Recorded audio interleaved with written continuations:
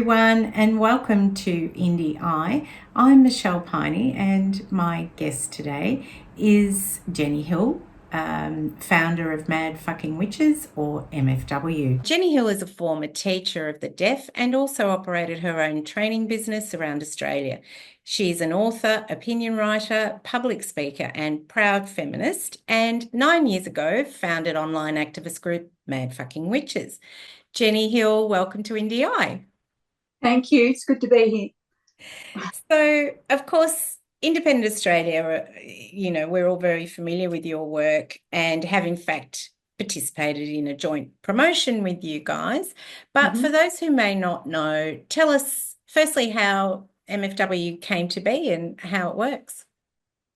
Okay, so back in January 2016, a guy called Peter Dutton, who's probably familiar to your listeners, sent a text to a friend, another parliamentarian, calling a woman journalist, a woman called Samantha Maiden, a mad fucking witch. But he accidentally sent the text to Samantha instead of to his mate. And it got out into the media. It was all very funny at the time. Samantha apparently forgave Peter Dutton for calling her a mad fucking witch. But just as a kind of a joke, I started a little Facebook group called Mad Fucking Witches, which was just kind of funny and sweary and political and feminist. It's somewhat of an alter ego for me, because for women in my age group, it's kind of not acceptable in some ways to be loud and sweary and even political. So it was sorry, I'm going to interrupt you for a second. Yeah. Sorry. So there's a whole thing around the sweary part, isn't there, which is kind of taken off. And I know we're going a little bit off track, and we'll come back. But that's all right. But do you want to tell us about the fucking swearing? Yeah, well, as I said, it was just something that happened online just because of that text message. It got very sweary and people liked it. I think that's one of the reasons why 25% of the people following MFW are in fact men. There's a misconception out there that it's all women, and it's not at all. But we just kind of wanted to be unapologetically feminist and say whatever we liked and encourage people to be a bit louder and a bit more open in their opinions. And I think a lot of people tell us that they have found that to be true. So for the first 4 years that it operated, it was just a completely volunteer thing, just a funny Facebook group that people liked. It very quickly grew to about 80,000 people. And then we kind of started on other platforms too. But in early August 2019 was when Alan Jones said about Jacinda Ardern that she should have a sock shoved down her throat. Yes. And that she should get a few backhanders from Scott Morrison. And of course he'd said similar things before as well. Said things about Julia Gillard. He'd said she should be drowned in a chaff bag. He'd said Clover Moore, she was the Lord Mayor of Sydney. He said she should be hung. He just said terrible things about women for many years. And we just got away with it. Had enough. Yeah, he just got away with it because no one would do anything. The regulatory bodies in Australia are useless. The politics at the time was obviously protecting those kinds of shock jocks because they were saying things that were helpful to them. So we just thought we didn't even want to do it at first because it seemed like a lot of hard work and we didn't think it would succeed. But somehow we just started a campaign purely recording the advertisers from Alan Jones's 2GB radio show and publishing the advertisers online, and people contacted them and the advertisers started to pull out to our surprise as much as anyone else's. But advertisers, they like to protect their brand. Increasingly, they don't like being associated with misogyny and that kind of hate. Yep. And I think it just reached a tipping point where people had had enough of him.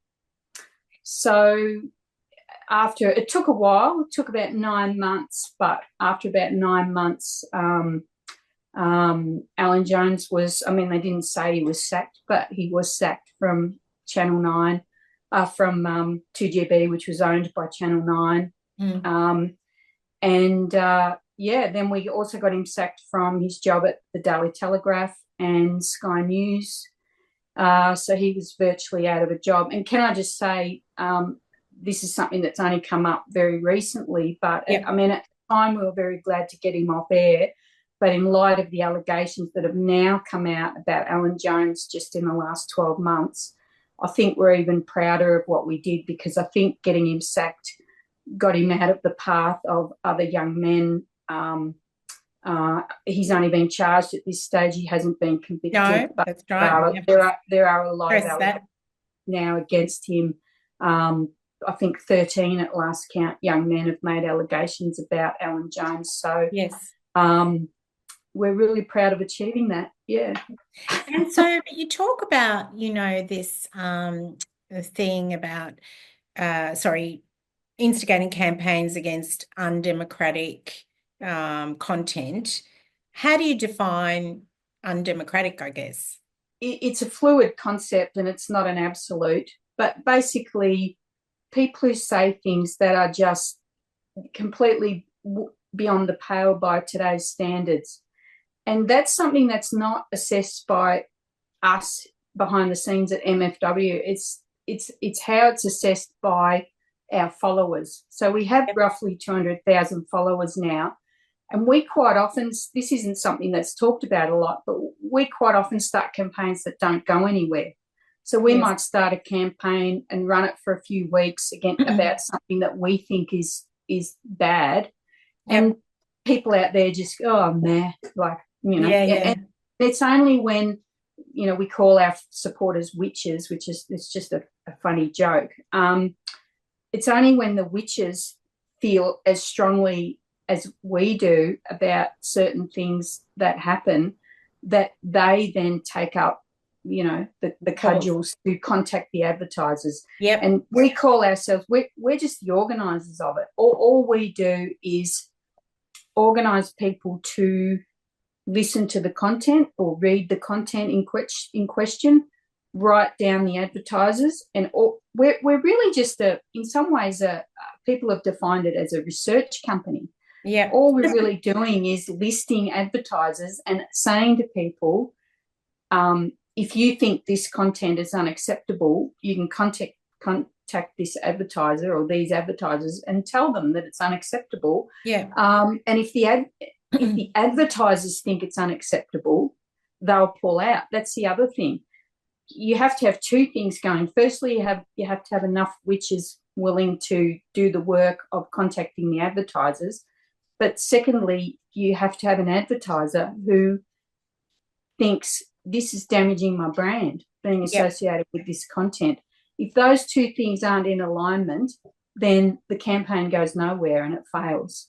And it's really about that, I guess, harnessing that collective outrage, isn't it? About issues that people might quietly feel outraged about, but don't feel empowered to say or do anything about it. And I guess this is one way in which people can make their voice heard, because it is about,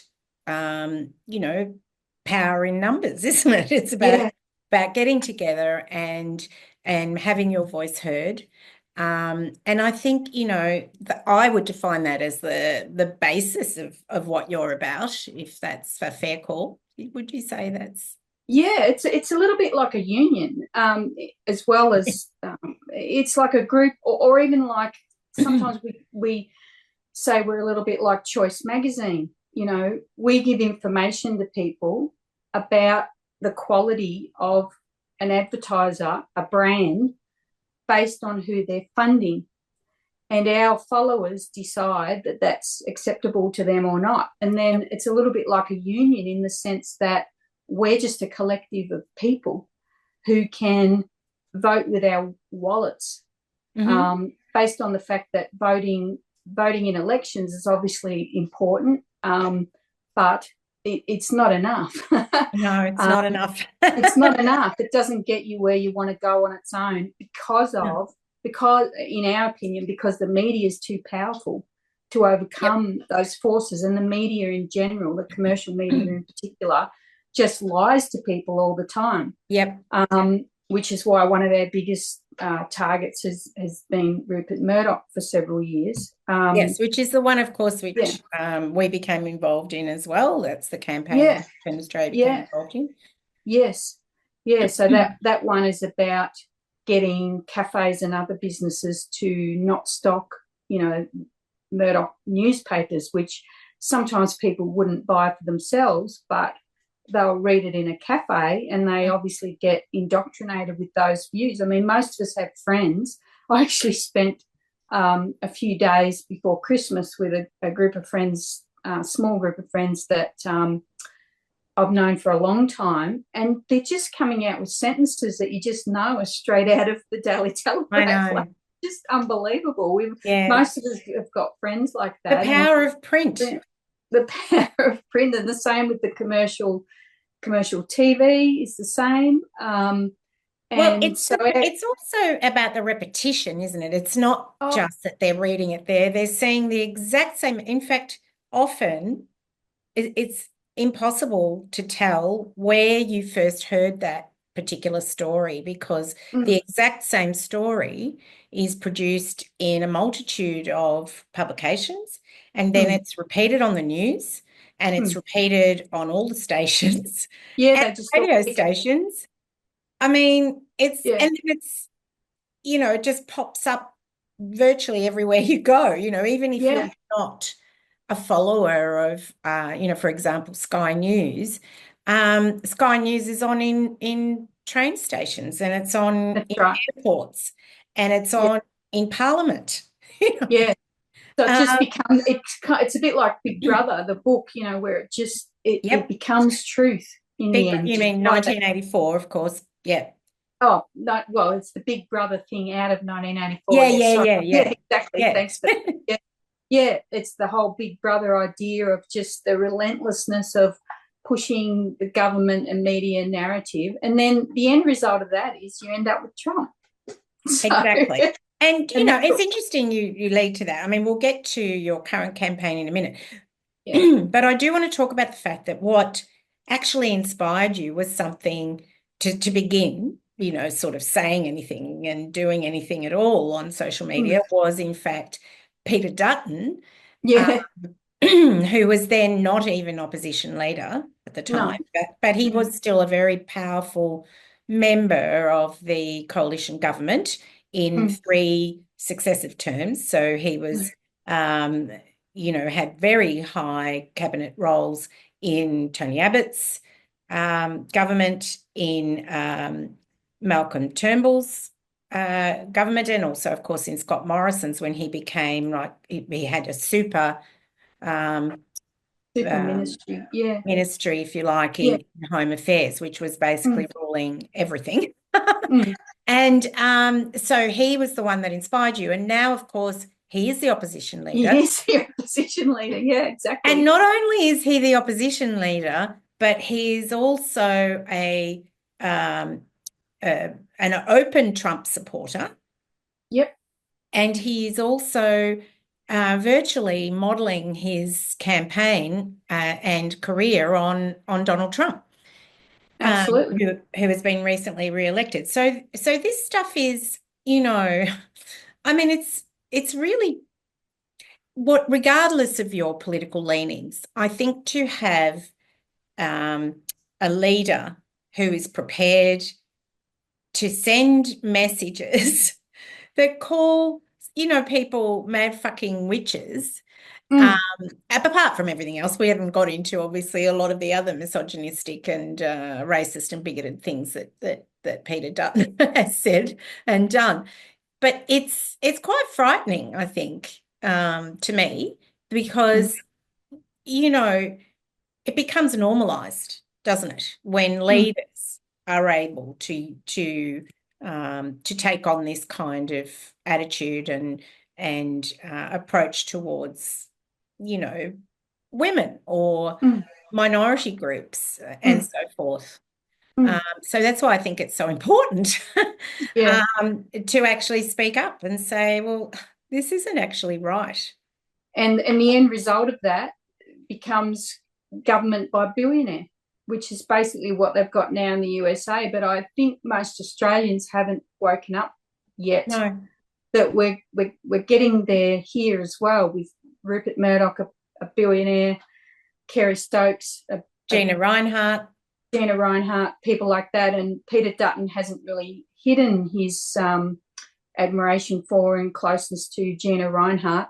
So we've Absolutely got the same thing here. We're just not quite as far down the track. And obviously there are differences. There are reasons why Australia won't as quickly go down that path. You know, there's not kind of a Supreme Court that's controlled by the government here, those kinds of things. But you just don't know where it's going to go, this kind of stuff. The media's been working for 50 years, led by Rupert Murdoch, but obviously lots of other people involved now, Kerry Stokes in Australia, but lots of others all around the world, who have finally kind of, in my opinion, cracked the code for how to control governments.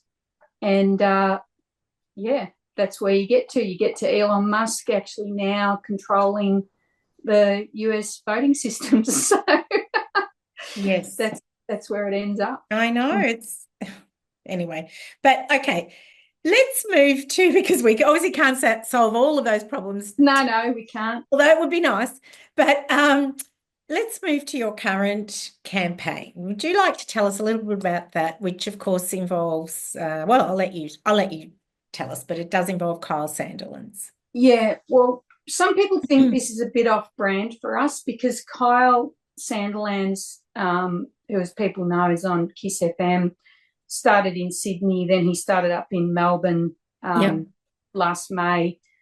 He's not as overtly, he is political if you listen to the show, but not as overtly political as some Alan others. Jones, but the core belief of MFW is that one of the biggest problem that we face is misogyny and its the things that go along with that, you know, racism, homophobia, transphobia, ableism, those sorts of things. And the reason is that when you have this relentless misogyny in the media, it's like a culture war going on at the moment to keep women out of powerful places in government, corporate, and the media, and to get women who have infiltrated those places, keep them from getting promoted more. Because when you keep women and people in minority groups down, then obviously just rich white men get to run everything. And bringing in women and other minorities. Well, rich white men and Gina Reinhart in Australia. Yeah. Well, yeah. But yeah, it's a few at the top, you know, but not most women are a lot more progressive than men. That's just a fact that's been documented around the world. Not all, of course. You've got your Margaret Thatchers and your Gina Rineharts, but so going after Kyle Sandilands or starting a boycott against Kyle Sandilands is primarily about the way that he normalises abusive behaviour and demeaning behaviour towards women, because that influences young men, and then that impacts how it impacts a lot of things. Of course, it impacts violence against women. This is one thing I said to Alan Jones once when I was chatting to him about our campaign. I said, I'm willing to accept that you're not a physically violent man, Alan, but what you don't realise is that your behaviour, your violent verbal behaviour towards women, it influences men who are violent to be more violent and more demeaning. And exactly the same is true of any of these shock jocks who are demeaning towards women, and Kyle Sandilands is definitely the worst at the moment in Australia. He may not be a personally violent man, and he would object to being to anyone saying that he causes violence towards women, but just the repeated objectification of women, sexualisation of women, demeaning of women, the shocking racism that he comes out with all the time, as I said before, the homophobia, the transphobia, calling people fat mentals, the ableism, the fat shaming, even ageism. I mean, any woman aged over 40 is dead. Well, that's it. We're definitely not putting up with that. No. So he's just, calls people old birds, old bitches, all that kind of thing. So we have to reduce. I don't know if your listeners know this, but that kind of language is not normal now in other countries, not normal in Europe. Even in America, there's a few outliers, terrible shock jocks over there, but in the main, they're nowhere near as bad as here. Australia's one of the worst places for this kind of verbal violence and hate persisting. And unless we can fix that and get it out of our discourse, our public discourse, we will never, in our opinion, move forward as a nation into having, because there are lots of women elected in Australia now, but a lot of them still cop the most outrageous abuse.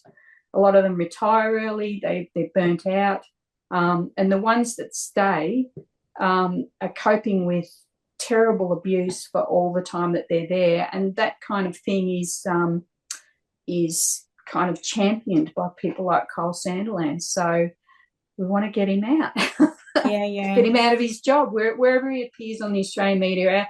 Our opinion now is he's not fit to broadcast on Australian media. That's the bottom line. Yeah. And, the other thing about it is it's not even only his radio show. And I know that there's a different tenor to the other program that he's involved in. But, of course, he's on things such as, now I've forgotten what it is, the musical. Australian Idol. Australian Idol, right, which is watched by children. It's really a family type program. It's all about, singing and being happy and, people being discovered. And you have someone like that at the face of it, who is simultaneously on the radio talking about, which women have the biggest tits or the nicest asses. I mean, the bum rating their bums competition in the studio. It all cross promotes into each other. He wouldn't have a job on Australian Idol unless he'd risen to prominence on radio by saying dreadful, shocking things about women. Yes. We understand that his two biggest listener groups is young tradies, who are mostly men, and teenage boys aged 10 to 17. So that's going into homes and cars all over Sydney and Melbourne from 6 till 10 a.m. every weekday. So that's a time when children are listening. It's also going into every town and state pretty much in Australia via a show they call the Hour of Power, which goes to air every weeknight in every capital city and dozens of country towns around the country, around Australia. So we're just saying, people say, oh, you can't go after him on Australian Idol because he doesn't do the bad stuff on Australian Idol. But we're just saying there's just a blanket thing of some people are not fit to be on air. Sam Newman's not fit to be on air. No, you can't separate those roles. I mean, I think, it's still the same person at the heart of it. So, and it's the same, when you look at politicians, sure, perhaps, they're not walking around talking to people in general and telling them that they dislike certain minority groups. But if they're out there doing it, as a general statement in Parliament, and then they get invited to a school to speak, children think, not just children, but, this becomes a normal factor, doesn't it, that you can speak that way. And, I mean, the Prime Minister might speak that way, or the opposition leader might speak that way, or, whoever, whatever their roles might be at the time. And there's a lot of power in that, isn't there, in how that manifests then within the community. Yeah, if we don't stop it, because the authorities in Australia aren't going to stop it. I mean, I could read to you or not read to you, but remember right now, a couple of things Kyle said on air that would almost make your listeners feel sick. I don't know how far you want me to go, but I could give do you it. Let's do one anyway, because we haven't All got right. long. All right. A month ago, Kyle said on air, this was an idea for a competition. It wasn't a competition they ran. They were never going to run it. But live on air, Kyle Sandilands said, let's actually, I was going to qualify that. I'm not 100% sure it was Kyle who actually said the words, because there was 3 or 4 of them talking at the time. Yeah, but it was on his program. It was a man on his program. 90% sure it was him who said, let's have a competition where we get a woman in the studio and they get 2 penises inside them, and they have to guess which one's their father and which one's their partner. And on the same, I actually missed that one. So yeah, on the same. There's not a lot that shocks me. Yeah. So this is on morning radio. I don't know what time, but somewhere between 6 and 10 a.m. Yeah. On the same broadcast, he said, one of them said, let's have a competition where Jackie has to drink the sperm of 3 different men, or the semen of 3 different men. Jackie, his co-host, yeah. Jackie, his co-host, Jackie Henderson, and she has to guess which man it comes from. That was said during the same broadcast. So this is, and yes, they say they've toned it down now and removed most of that content. Honestly, wow. Alan Jones never said anything bad after he said the Jacinda Ardern thing. He never said a bad thing again. But because he said that, then that's it. You're unfit. You just can't be there. So it doesn't matter to us if Kyle tones it down or not. He's proven he's unfit to be there. So we're just going to keep going. Absolutely. And what do you say to people that, that sort of criticize you as being, wowsers and just trying to kind of censor everybody and, just don't get. Well, as I said, the average age of a mad fucking witch is 40. So obviously as the founder, I'm older than that, but the majority of people are not. We are not an old women's group. We're 25% men. We're not, wealthy or, run by some kind of dark forces or sponsored or vested interests. Yeah. Like that. No vested interests. No vested interests whatsoever. We are not against, we're a sex positive group. We have nothing against sex, sexuality, sexual talk, anything like that. What we're against is only the way that women and people in minority groups are harmed by being constantly demeaned. It's the demeaning, it's the contempt that's shown towards anyone who isn't, young and skinny and blonde, preferably. And also pliable. I mean, I think that's at the heart of it. It's not only about looks, it's about behavior. There's a certain accepted role, I guess, that is being promoted by this kind of attitude and this conversation, if you like. So lastly, because I know we haven't got long, we're about to run out of time. Do you have a mantra that you live by, Jenny? Oh, what a question. This isn't kind of funny or interesting, but it's just something. Okay, then see you later. Yeah. I don't know. Maybe it is interesting, but going around in my head a lot at the moment is don't listen to the opinions of people you don't respect. So I do try to live by that. I think I'm a bit of a people pleaser by nature in my younger years.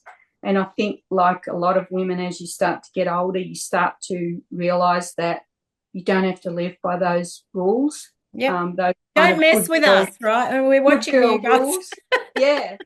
So if you don't respect someone and you don't think they're intelligent or, know as much as you, then you don't have to listen to what they say. You should step outside the box and you should be louder and add your voice to things. Swearier if you feel like it. Swearier if you want to be. Yeah, absolutely. So, I love it. Jennie Hill, thank you so much for being on Indy Eye today. Thank you very much for having me. It's been great. So, Okay. bye bye.